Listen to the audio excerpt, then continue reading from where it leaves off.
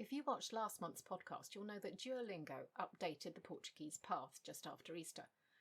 Then I hadn't discovered the whole story. It's even worse than I thought.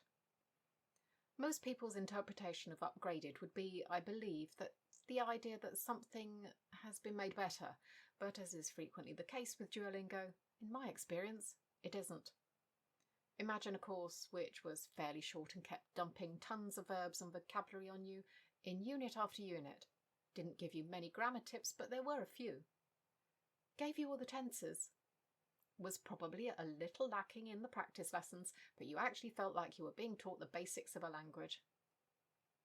Then imagine a course where there were no grammar tips at all, where the lessons were shortened so you didn't get dumped with a mass of vocabulary and verbs, but where all the sections seemed more aimed at people going on a short holiday than a serious language learner. A course that no longer had all the tenses, even the ones you'd already done, but set everything in the present tense, with a little present continuous, and only using to go plus another verb for an indication of a future activity. Okay, I agree that the sections probably needed to be simplified, necessitating that there be more lessons in total, giving you more practice. But that's not what we have. There are basically the same number of sections and units, but because there's now a maximum of 6 lessons in a unit as opposed to sometimes 10 or 11, there is actually less practice. Of course, if you're only doing 1 tense, then there's plenty of practice for that. What serious language course only teaches you how to say things in the present tense and is so heavily focused on tourist-type language and the conversations of the very young that you feel like you're getting nothing much of substance out of it? Imagine if you'd paid for a subscription just to learn Portuguese and this had happened. Which isn't my situation, but could easily be someone else's. Would they give you a refund? But this is not all.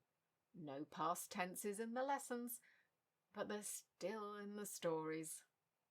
There's the preterite, and what I assumed and now know is the imperfect, proving that you can't do everything in the present. Way to go, Duo. The lessons that I was left with, basically the rest of the course, was not in the least bit challenging. I didn't learn anything else except for some vocabulary, because the majority of stuff, where it was reorganised, was things I'd been over already. I started doing the first unit and then jumping to the next section. That's how easy it was. But I could actually do that. Yes, I have an advantage knowing other Romance languages, but I still shouldn't have been able to do that so easily if this course was in any way challenging. There is also now way too much reliance on speaking exercises rather than writing exercises. I mean the ones where you actually have to write the answer yourself rather than click on words. These have gone down to virtually nothing. I have a post about writing things down later this month. That's about physically writing versus typing, but I think talking and typing might create the same deficiency in learning ability. And there is a lot of questionable English grammar in these sentences. I know it's American English, but I honestly don't think it's that. There is too much reliance on translating directly so that people understand, rather than translating to something that we would actually say. It's sometimes difficult to make up the sentences from the words given. The translation is so weird. I finished what was left on the course in record time, and am now going through all the legendary levels from the beginning to find all the vocabulary I'm missing. Not for anything else. On searching the internet, I discovered that the same thing has happened to some other languages, so they're not just picking on Portuguese. Quite frankly, I think this is appalling. Maybe over the next few months they'll fill out the course again, but that will be too late for me, because I'm clearly going to have to find some other way to learn. Yes, I could try to find another app, but I can't justify 2 subscriptions running at the same time, and my Duolingo subscription doesn't run out until December. If I still want to use an app at that stage, I will be researching what else is available for the languages I learn. I do have something in mind, which is totally different and quite a bit more expensive, but we'll talk about that when we get there. Instead, I now have a Portuguese grammar book, which I'm literally going to read through to find what I need to know, and then I'll be searching for books to read.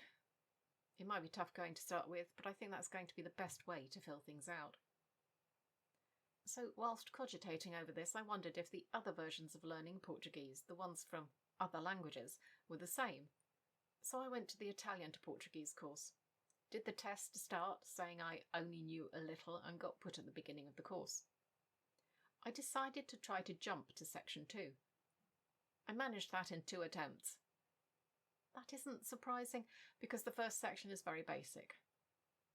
There was nothing in the second section that indicated other than present tense. I decided to try to jump to section 3. If this was more complex Portuguese, that should have been very difficult, nigh on impossible, with what I knew.